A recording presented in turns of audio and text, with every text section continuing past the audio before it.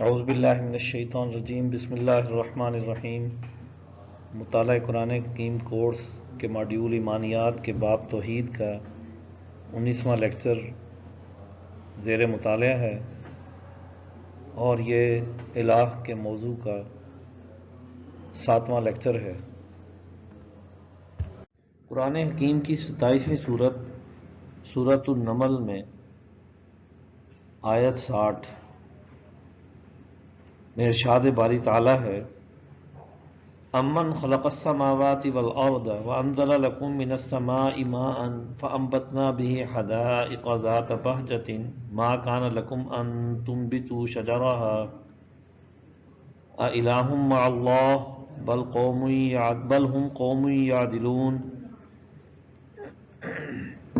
اللہ تعالیٰ فرماتے ہیں: امن خلق السماوات والارض، بھلا کس نے آسمان اور زمین بنائے، وَأَنزَلَ لَكُم مِّنَ السَّمَاءِ مَاءً، اور تمہارے لیے آسمان سے پانی اتارا، فَأَنبَتْنَا بِهِ حَدَائِقَ ذَاتَ بَهْجَةٍ، پھر ہم نے اس سے رونق والے باغ اگائے، مَا كَانَ لَكُمْ أَن تُنبِتُوا شَجَرَهَا، تمہارا کام نہ تھا کہ ان کے درخت اگاتے، أَإِلَٰهٌ مَّعَ اللَّهِ، کیا اللہ تعالیٰ کے ساتھ کوئی اور بھی معبود ہے، بل ہم قوم یعدلون، بلکہ یہ لوگ کج روی کر رہے ہیں، ٹیڑھ پن کر رہے ہیں، درست راہ کو نہیں اپنا رہے،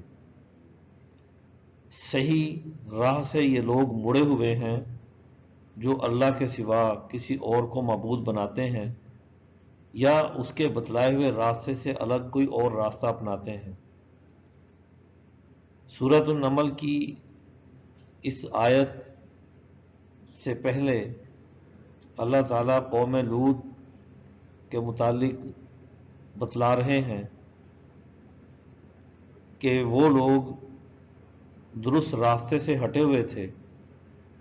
اللہ نے اس دنیا میں جو انسانی نسل کو آگے بڑھانے کا ایک فطری طریقہ کار، ایک قانون ہمیں بتلایا، یہ قوم اس راہ سے بھٹک چکی تھی۔ وہ عورتوں سے نکاح اور شادی کا رشتہ قائم کرنے کی بجائے ہم جنس پرست ہو چکے تھے۔ تو اب یہاں پر اللہ تعالیٰ نے اس بات کو واضح کیا کہ یہ جو لوگ غلط راستے کو اختیار کرنے والے تھے، یہ معاشرے کے لیے تباہ کن تھے، اور ان کے اندر سے برائی اس قدر ان کے اندر سرایت کر چکی تھی کہ یہ درست راہ کو سمجھنے سے بھی قاصر ہو چکے تھے۔ تو اللہ نے ان پر عذاب بھیجا، اور پھر اس عذاب میں جو لوگ اللہ کے راہ پر چلنے والے تھے، حضرت لوط علیہ السلام اور ان کی جماعت، انہیں اس عذاب سے محفوظ رکھا۔ تو یہاں پر اس بات کو واضح کیا گیا کہ قل الحمد للہ وسلام علی عبادہ الذین اصطفیٰ اللہ خیر اما یشرکون، کہ تو کہہ کہ تعریف اللہ کو اور سلام ہے اس کے بندوں پر جن کو اس نے پسند کیا، اور بھلا اللہ بہتر ہے یا جن کو وہ شریک کرتے ہیں۔ تو گویا معاشرے میں اللہ ان بندوں کو پسند کرتا ہے جو اللہ کے تمام احکامات کو مانتے ہیں، خواہ ان احکامات کا تعلق گھریلو نظام سے ہو، معاشرتی نظام سے ہو، سیاسی نظام سے ہو، یا معاشی نظام سے ہو۔ اب یہاں پر اللہ تعالیٰ نے اپنی معبودیت کا اظہار ایک معاشی طور پر ہمارے کام آنے والی چیزوں سے اس طرح متوجہ کیا جس سے ہمارا معاشی عمل آگے بڑھتا ہے۔ پہلے تو یہ سوال رکھا کہ آسمان اور زمین کس نے بنائے؟ اللہ کا انسانوں کو متوجہ کرنے کا انداز وہ سوالیہ ہے، تو گویا سوال سے انسان زیادہ بہتر طریقے سے بات کو سمجھ سکتا ہے، اس کا ذہن کسی اہم بات کی طرف متوجہ ہوتا ہے۔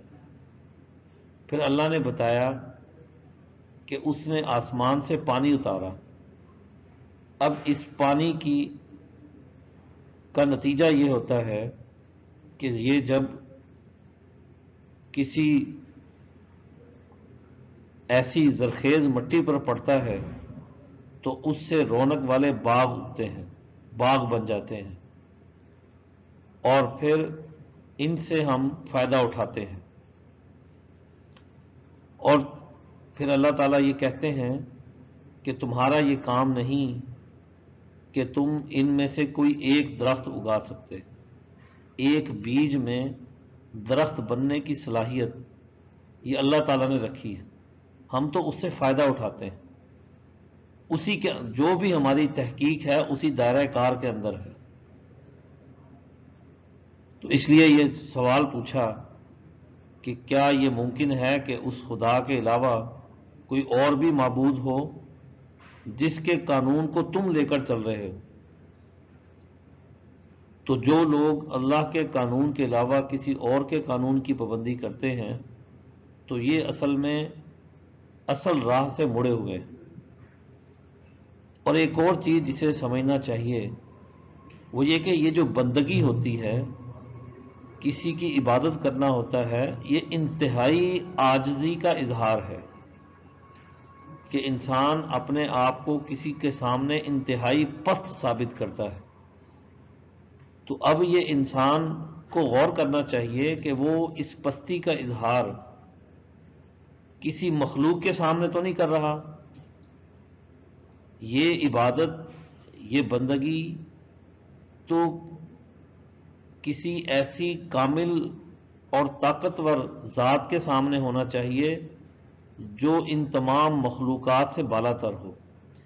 اس سے کم کسی چیز کے آگے جھکنا یہ انسان کی انتہا درجے کی تذلیل ہے کہ وہ کسی ناقص اور عاجز مخلوق کو اپنا خدا مانے اور اس خدا کے برابر کرے، تو یہ بہت زیادہ ذلت کا کام ہے۔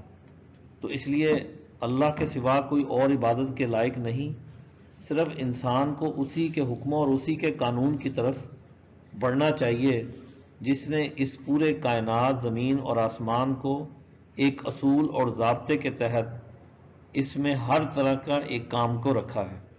تو بغیر اصول اور ضابطے کے اللہ کے راستے کو چھوڑ کر کسی اور راستے کو اپنانا یہ کسی طور بھی درست نہیں ہے۔ سوالیہ انداز کا مطلب ہی یہی ہوتا ہے کہ انسان ان تمام چیزوں پر غور و فکر کرے۔ قرآن حکیم کی 28ویں سورۃ القصص کی آیت 71 میں ارشاد باری تعالیٰ ہے، قُلْ أَرَأَيْتُمْ إِنْ جَعَلَ اللَّهُ عَلَيْكُمُ اللَّيْلَ سَرْمَدًا إِلَى يَوْمِ الْقِيَامَةِ مَنْ إِلَٰهٌ غَيْرُ اللَّهِ يَأْتِيكُمْ بِضِيَاءٍ أَفَلَا تَسْمَعُونَ۔ کہہ دو بھلا یہ تو بتاؤ، قُلْ أَرَأَيْتُمْ، کہہ دو ان سے کہ بھلا یہ تو بتاؤ، ان جعل اللہ علیکم اللیل سرمدن الی یوم القیامت، اگر اللہ تم پر ہمیشہ کے لیے قیامت تک رات ہی رہنے دے، من الہ غیر اللہ، تو اللہ کے سوا کون سا معبود ہے، یأتیکم بدیاء، جو تمہارے لیے روشنی لائے، افلا تسمعون، کیا تم سنتے نہیں ہو؟ اب اللہ کی نعمتوں میں سے ایک بڑی نعمت دن اور رات کا تبدیل ہونا ہے، اور دن میں انسان اپنے معاشی امور سر انجام دیتا ہے، اس روشنی سے فائدہ اٹھاتا ہے، اور رات ہوتے ہی پوری دنیا اپنا کاروبار بند کر کے آرام کی طرف چلی جاتی ہے۔ اب اللہ تعالیٰ یہاں ان سے پوچھتے ہیں کہ اگر اللہ تعالیٰ اس روشنی کو نہ لے کر آئے جو سورج کی صورت میں تمہارے سامنے ہے، دن ہوتا ہے، اگر یہ نہ ہو اور قیامت تک رات ہی رہنے دے تو پھر تم کیا کرو گے؟ تو کون ہے جو اللہ کے علاوہ اور کوئی معبود جو تمہیں ایسی نعمت دے سکے، تمہارے لیے روشنی لے کر آئے؟ کوئی اور ہے؟